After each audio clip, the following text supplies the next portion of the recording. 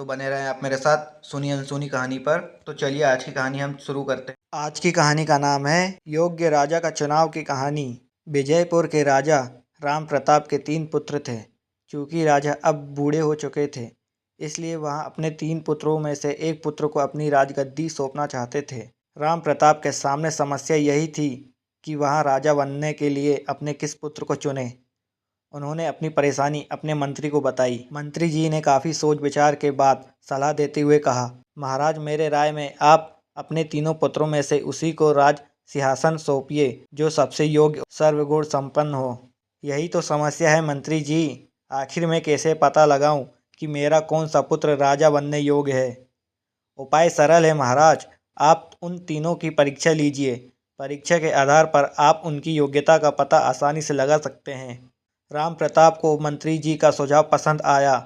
दूसरे दिन राम प्रताप ने अपनी तीनों पुत्रों को अपने पास बुलाकर तीनों को एक एक आम देते हुए कहा, पुत्रों मैं चाहता हूँ कि तुम तीनों इस आम का उपयोग इस तरह करो ताकि तुम लोगों के अलावा राज्य के ज़्यादा से ज़्यादा लोग इसे खा सकें। तीनों राजकुमार आम लेकर चले गए। सबसे बड़े राजकुमार ने अपने कमरे में जाकर आम के छोटे छोटे टुकड़े किए और उन्हें राज में बंटवा दिया। छोटे राजकुमार ने उस आम के 2 टुकड़े कर एक टुकड़ा स्वयं खा लिया और बाकी बचे टुकड़े को अपने मित्रों को खिला दिया। मंझले राजकुमार ने काफ़ी सोच विचार के बाद पूरे आम को खा लिया। उसके बाद उसने आम की गुठली को बगीचे में जाकर रोप दिया। कुछ दिनों बाद राजा राम प्रताप ने तीनों राजकुमार को पास बुलाकर आम के बारे में पूछा। सबसे पहले बड़े राजकुमार ने हंसकर कहा, पिताजी आपने जो आम दिया था उसे मैंने कई टुकड़ों करके राज्य की जनता में बंटवा दिया। बड़े राजकुमार की बात अभी खत्म भी नहीं हुई थी कि बीच में ही छोटे राजकुमार तपाक से बोल पड़ा, पिताश्री मैंने उस आम का आधा हिस्सा खाया और शेष हिस्से को अपने मित्रों को दे दिया। मंझले राजकुमार को चुप देखकर राम प्रताप बोले, बेटा तुम चुप क्यों हो, तुमने आम का क्या किया। मंझला राजकुमार बोला, पिताजी मैंने उस पूरे आम को स्वयं खा लिया।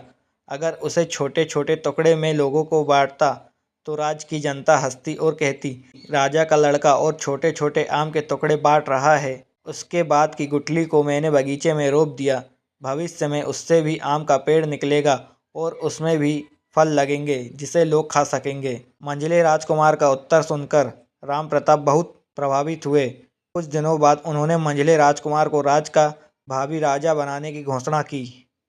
कहानी से सीख, एक अच्छा निर्णय केवल तत्कालिक लाभ के आधार पर नहीं बल्कि दूरगामी लाभ के आधार पर लिया जाता है।